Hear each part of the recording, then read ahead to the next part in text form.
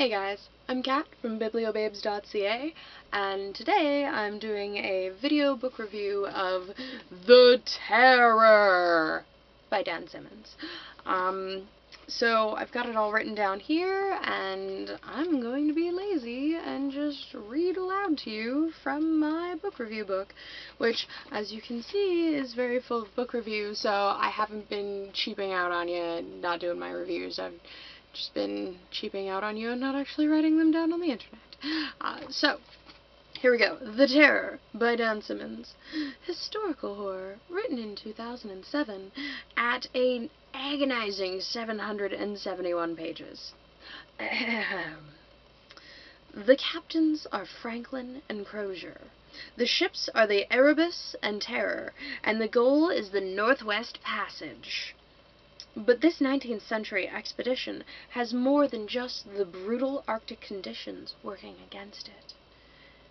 Bam, bam, bam! Alright, so. Oh my god, this book was so fucking painful. First, it took for friggin' ever just to get to the good stuff. I'd find myself slogging through 100+ pages of endless boating ephemera and ice depictions to satisfy my burning desire for a skimpy few pages of horror. Luckily, the horror was delightful and would crop up without warning, thus preventing me from abandoning the terror like its namesake was abandoned oh so long ago. Secondly, once the book got good, it got fucking good. Like, scary good. Delirium, poison, cannibalism. I love cannibalism.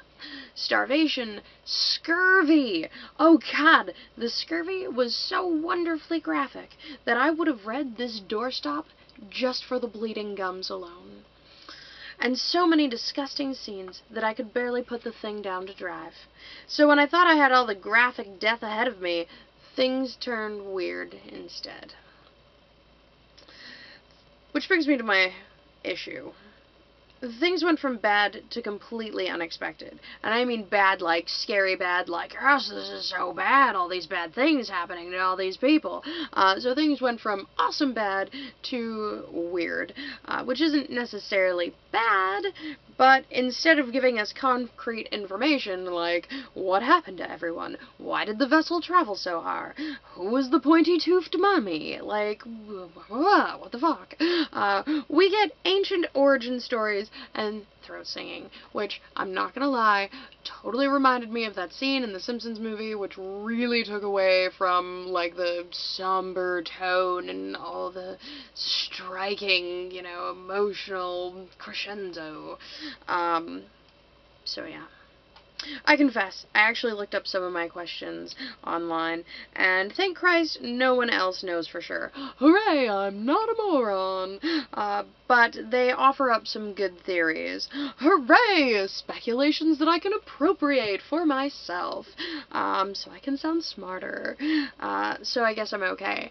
Basically, there were so many things that I did not understand about this book that I went online and I looked up what everybody's theories were, and I was like, oh, that's a good theory. That's what I'll tell people when they ask me about it. So, I mean, apparently a lot of people had questions about this. My friend Nick, who read this book before me, he was totally right about this book. Really long, really arduous, but definitely worth the read. Great book. A little, if you can skim, then it'll be way better. I actually can't skim for the life of me. I don't have the programming to skim a book. I have to, like, literally absorb every single word.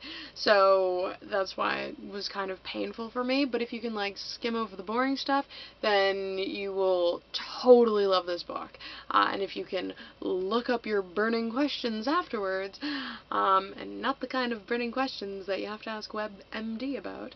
If you can look up the questions afterwards, then you'll be sailing. So, thank you very much. I am Kat from BiblioBabes.ca, and happy reading, guys.